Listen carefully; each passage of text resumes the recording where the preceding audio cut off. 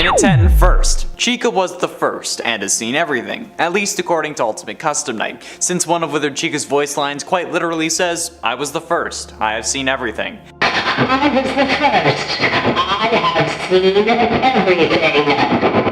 Which does mostly suggest that Chica was the first victim in the series. However, it may also suggest that she was the first of the missing children, with another potential victim before her.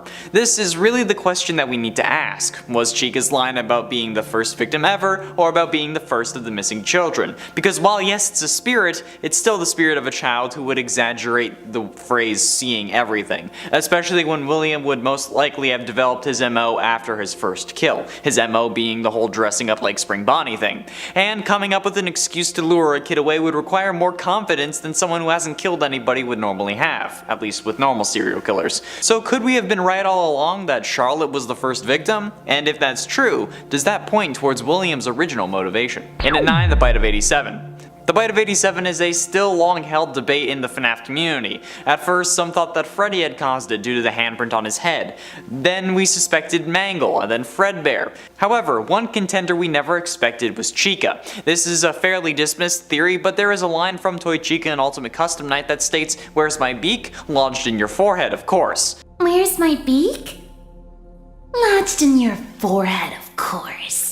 It's important to note here that the Bite of 87 involves the character losing the frontal lobe of their brain to an animatronic bite. With the frontal lobe being at the forehead, this seems to indicate that perhaps Toy Chica is the one who caused said bite, especially when we know that FNAF 2 takes place in 1987 and there is no mention of a bite.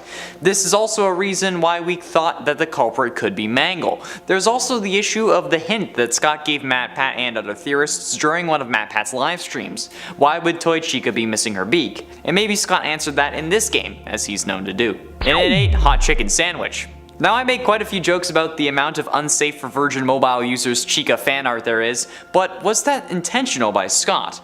I know this sounds crazy, but what was the point of making Chica thicker than Kim K eating a bowl of oatmeal in the second game? I mean, the game got so popular it warranted a sequel within 87 days, so why not reuse the same model instead of making one that would add to the increasingly hormonal fan art of the characters? What if it was to promote the game more? I mean, in a way, not safe for work fan art is a form of advertising, with these character drawings being shared across plenty of subreddits rather than just one specific to FNAF, and all over Imager with more tags like furry and whatnot. So could the slim thickening of Chica be an intentional game choice by Scott to get more foul fouls into the series?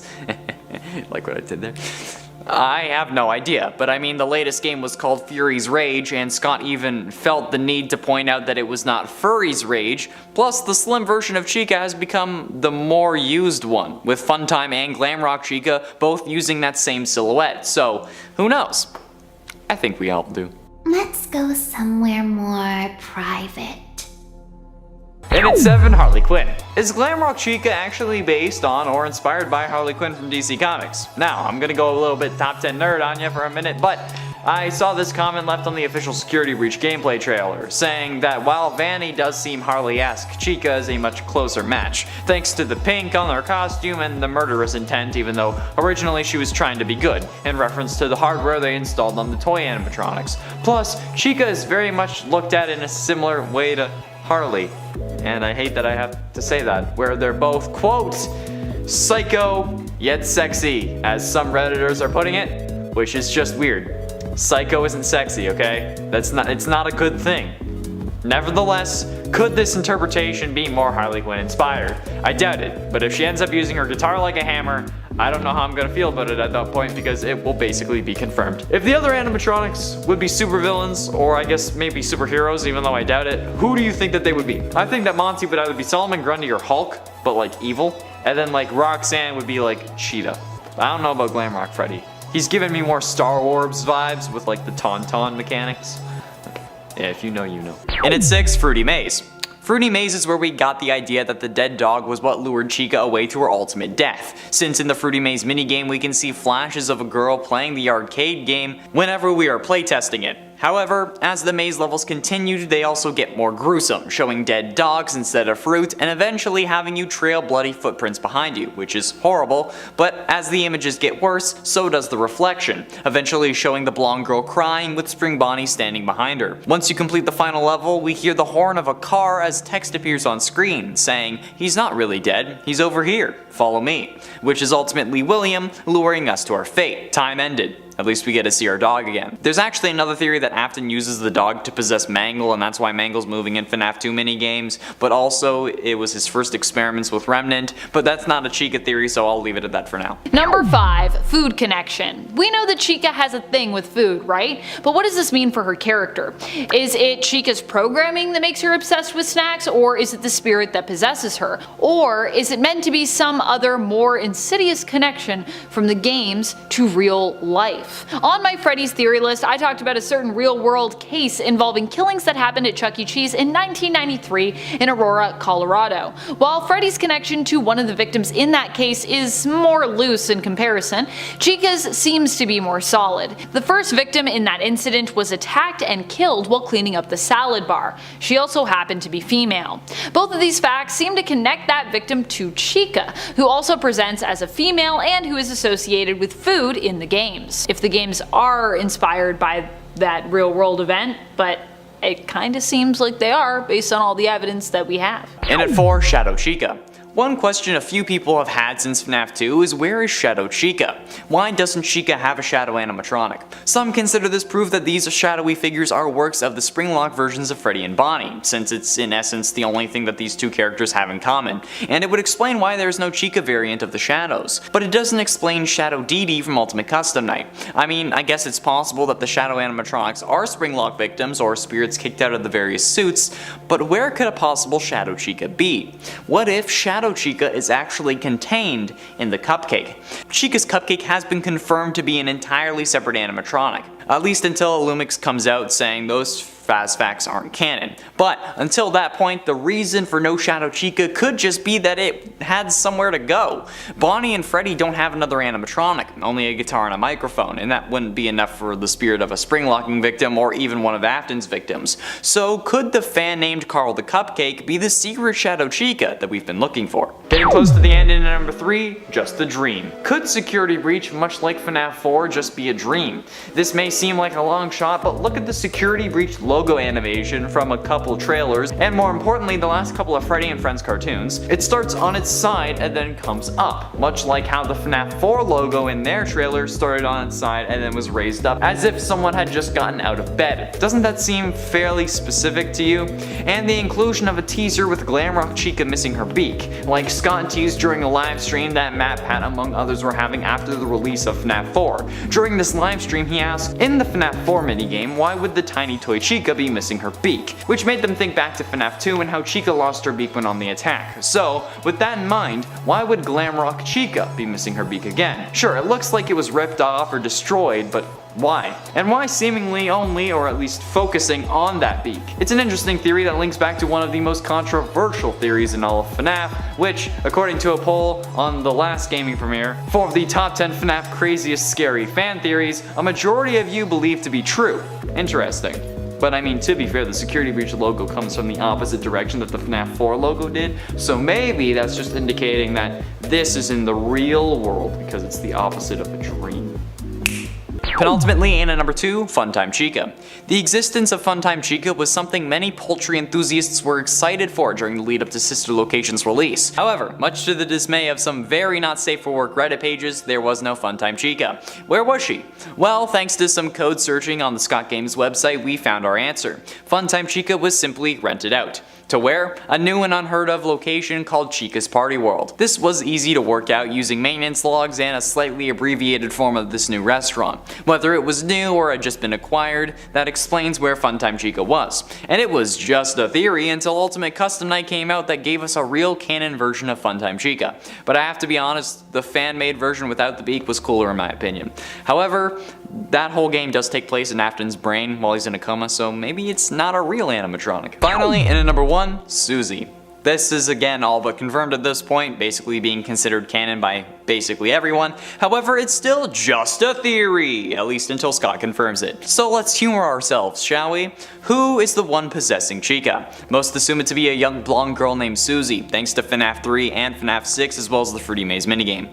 Fnaf 3's ending features the heads of the original 4 or 5 animatronics, depending on what ending you get, laying on the ground with lights either on or off in their heads, again depending on what ending you get. However, the placement of the heads is something to take note of, since the Fnaf 6 Lorekeeper ending features the gravestone picture that also has a similar placement to the heads, with one remaining mysterious and away from the others, that is representing Golden Freddy behind the grass, and Cassidy, the whole shebang. The other graves go as follows: Gabriel, Fritz, Susie, and Jeremy, and the animatronic heads go Freddy, Foxy, Chica, Bonnie. And since the girl name and the girl animatronic are in the same place, we feel like it's pretty solid. Plus Susie in the books is described as blonde, and the blonde girl in Fruity Maze is like the only other blonde girl we see aside from Elizabeth, but she's in Baby and we already know that. Boom! Number 10, first as in... On part 1 of this list, Connor for his number 10 point decided to talk about the UCN's statement from Chica that she was the first and that she had seen it all. For my list, I also wanted to talk about this sentiment, but focus on a different meaning for said claim. What if Chica wasn't talking about being the first victim, but instead was actually somehow talking about being the first animatronic to have been made? Just because the spirits possess the animatronics doesn't mean they might not also be able to tap into the memory bank of said animatronic they are possessing, and perhaps blend their own knowledge and personality with that animatronic that they possess. We know that Fredbear's Diner is often thought of as being one of the first restaurants, implying that Chica couldn't be really the first animatronic, as she's not known to have been there. But what if there was another, yet unknown previous restaurant that we haven't seen in the games that she was a part of? Or what if she'd simply been made but wasn't being actively used at the time? Or was another Fredbear Diner animatronic that was like repurposed somehow? Number 9, Phone Guy. The death of Phone Guy is still a bit of a mystery. Many think that Freddy or Golden Freddy were the animatronics responsible, but it's more than likely that all the animatronics and not just those two were in on it. After all, the last recording from Fnaf 1 where we clearly hear Phone Guy talking to us, we also seem to hear noises that come from each of the animatronics present in the game. Except perhaps for Bonnie, well, we hear a groan, which I suppose could be Chica or Bonnie. Or it could be both of them just gasping and groaning there. I can't do the sound, but it sounds something like that. And friends, before we move on to this next spot, if you are loving this list and you want more scary FNAF lists, maybe involving Chica, be sure to let us know by giving this video a thumbs up. Also, I know you want more scary FNAF Chica lists. I see all you Chica fans out there, I see ya. Number 8, gender identity. What if Chica's gender identity doesn't actually come from the animatronic's appearance as female, but instead comes from the spirit that possesses her? While still yet fully unconfirmed, it's heavily implied, and I mean heavily implied, and mostly accepted among the FNAF community that Susie is the one possessing Chica. Oddly enough, based on the tombstones that we see at the end of FNAF 3, Susie appears to be the only inherently female name. Now, of course, Susie could be a boy's name, and who knows, Fritz could be a girl's name. We don't really know for sure, but I'm just talking about implications. This could imply that it is actually Susie and the others who possess the suits who imbue the suit with their true gender identity, as opposed to it being based on the animatronic's name or their appearance. Because like I said, Susie seems to be the only female name there, and then Chica's like the only female animatronic of the main ones, I believe. I mean, I don't know, they are animatronics, so what is their sex or their gender? And it's 7, Dogbait.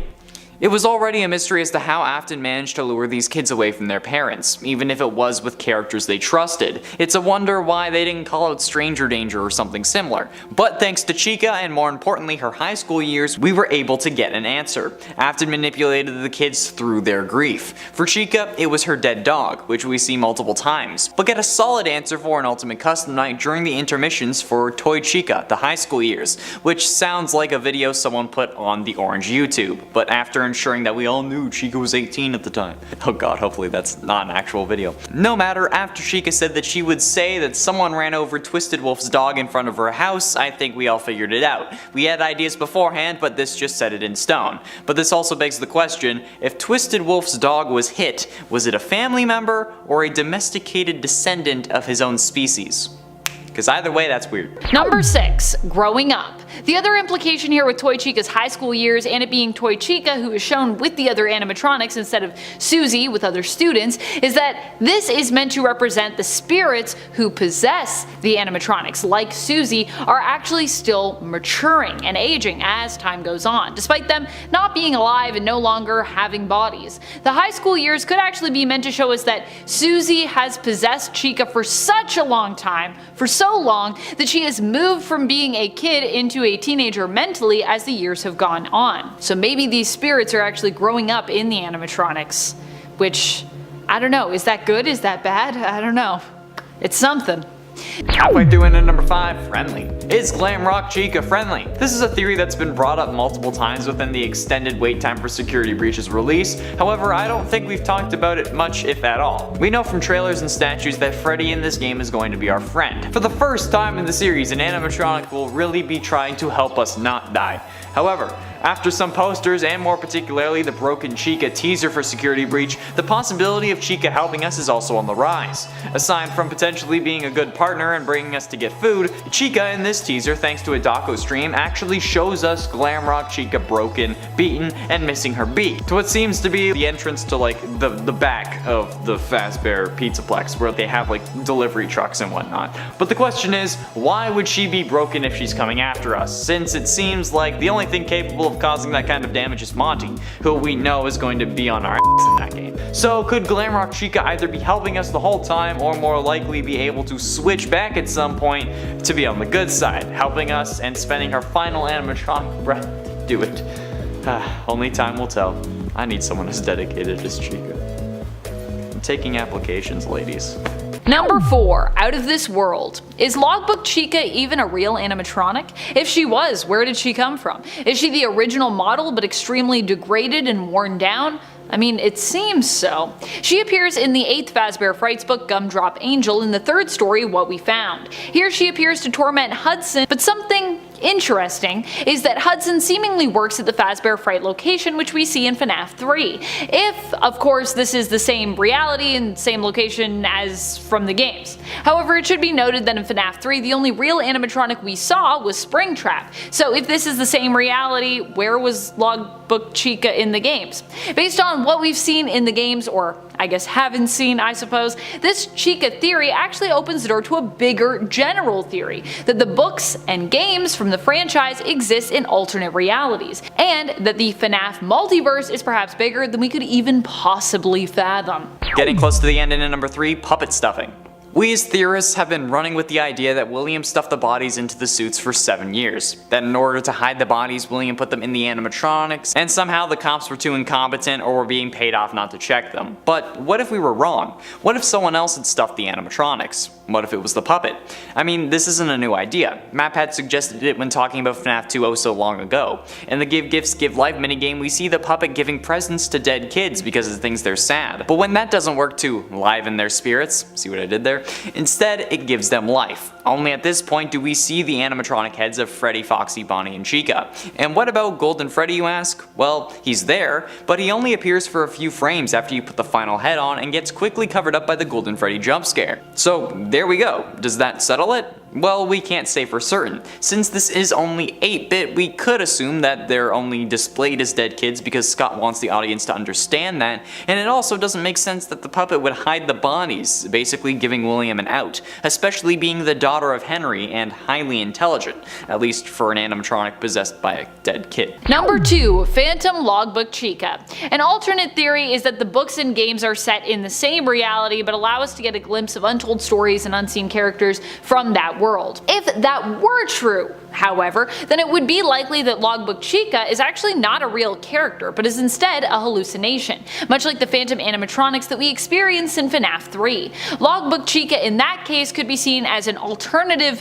phantom animatronic all of her own. This would also mean that Chica likely never really had or was capable of voice mimicry, like we saw her use on Hudson. In that case, it would have been Hudson's imagination that gave her his crush, Faith's voice. Number 1. Chica's party world. I have more questions than answers for this theory, but still, it's something that I think we need to talk about. Especially because Funtime Chica was so hyped before the release of Sister Location, people were so excited to see Funtime Chica, maybe a little too excited, and then she just never appeared. It turns out that this is because Funtime Chica was currently rented out and in use in Chica's party world. At least that's what the trail of breadcrumbs we were fed led us to believe. But Chica's party world is never mentioned in Sister Location and hasn't been brought up in the games ever since we learned of it through the source code for the Sister Locations teasers. So where is Chica's party world, if it ever existed? And more importantly, when is Chica's party world? And is Funtime Chica still out there, potentially? Or is this just an Easter egg loose end that will just never be resolved? Minute 10 Logbook Chica. Is there a connection between Glamrock Chica and the ruined Chica we see in the logbook? We know that it can't be Withered Chica just due to different parts being present and missing, which could be explained away since Withered Chica, as we see her, could just be a more run-down version than the logbook Chica. However, the logbook seems to come before Fnaf 6, and Fnaf 2 was the first game in the timeline, so this version is newer than the Withered Chica, so who could this mysterious Chica version be? Perhaps it was a teaser towards the new Chica and the rest of Security Breach. After all, the Glamrock animatronics may just be rebuilt originals or use some of the same parts, hence the disrepair. The logbook Chica could have some form of connection to this new Chica, except I don't know exactly what it could be.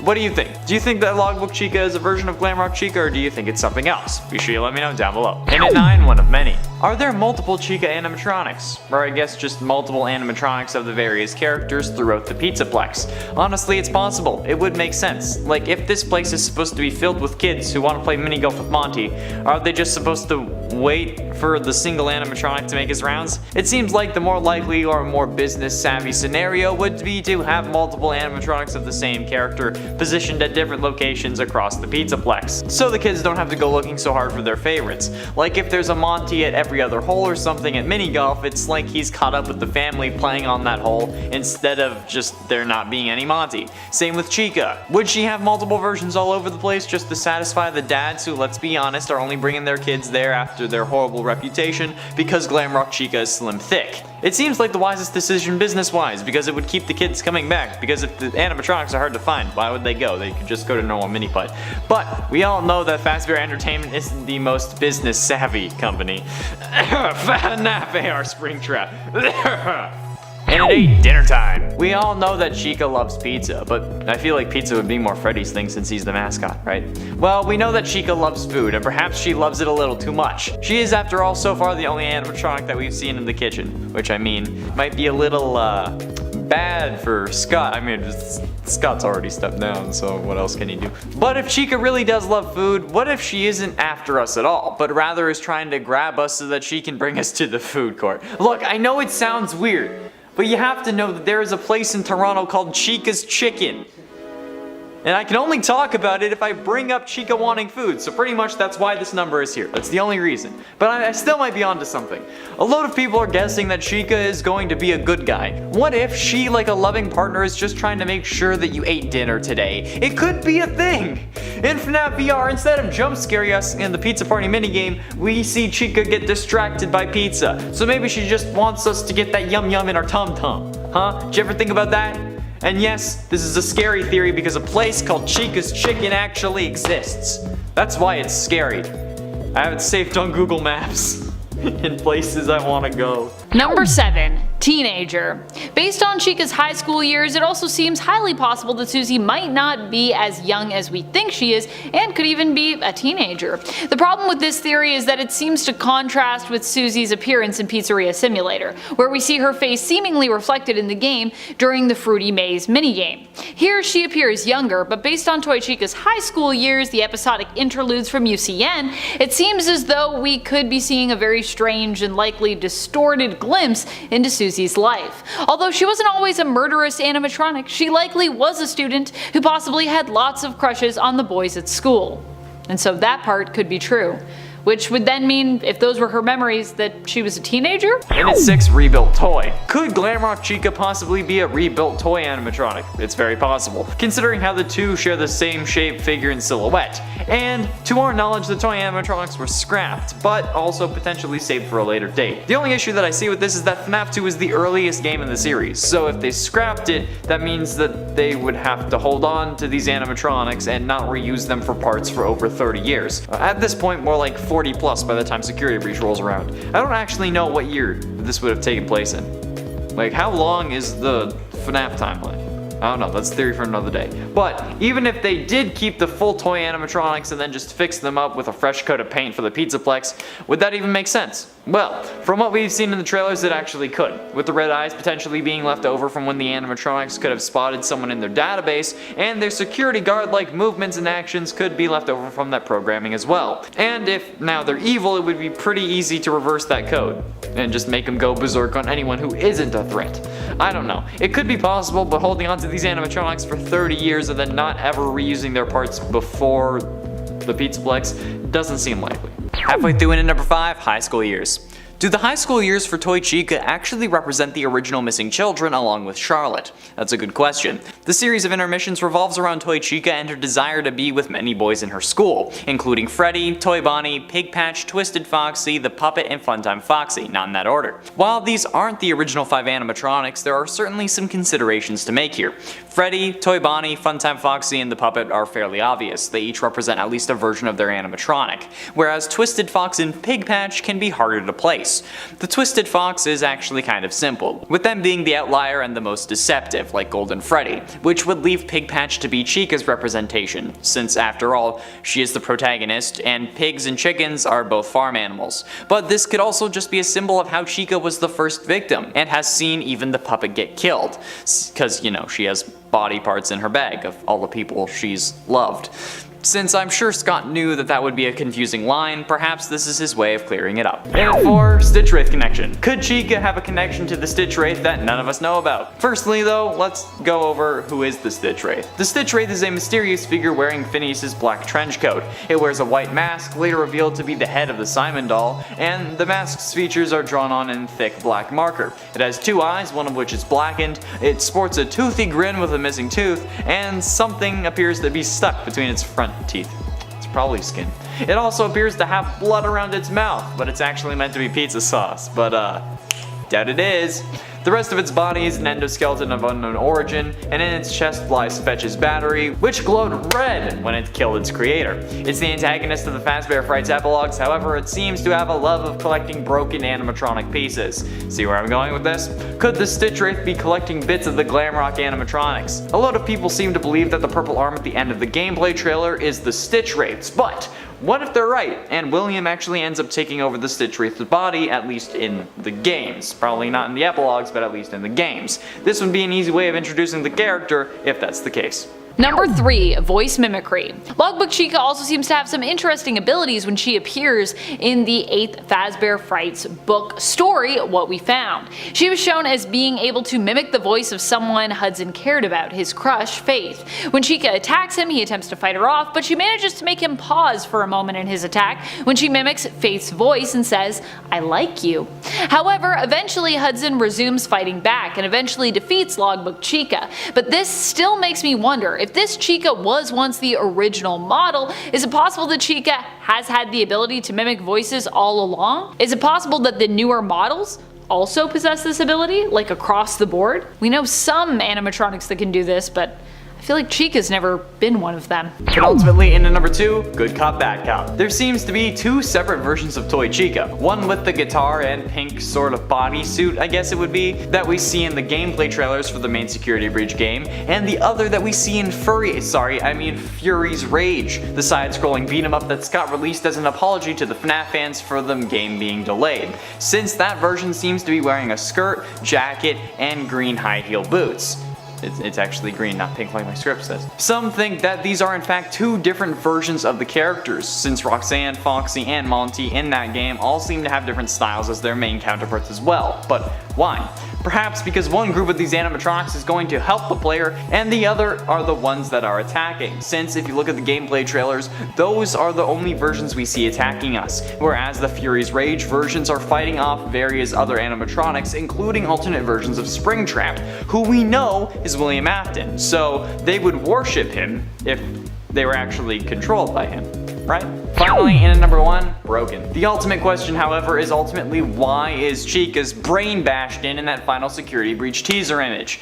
It's unknown. We seem to be outside the Pizzaplex in the back, which seems to be close to some form of sewer area from what I can see, but Glamrock Chica is absolutely destroyed, especially in the face. The beak is gone, nowhere to be seen, and she even has an arm ripped off. The parallels to Toy Chica from Fnaf 2 are being more focused on, especially with this image, yet we still don't know why. As I'm sure you can tell, multiple of these theories mention this image or her missing beak. However, the threads are loose. We don't know why these animatronics are broken. We don't know if they're related or if it's just a red herring. We know nothing about what's going on truly in Security Breach, and I think that's one of the scariest things of all. The sheer mystery behind this game and the horrific implications as such. I'll be surprised if I'm able to sleep tonight. Okay, honestly, I don't think that's the case. I know I'll be fine, but like, it's certainly interesting. I guess we'll have to wait until December to really see. And yes, I think that it's getting released in December in time for like present buying season, because like that makes sense business-wise. I'm thinking, okay, I don't know why, I'm thinking December 17th.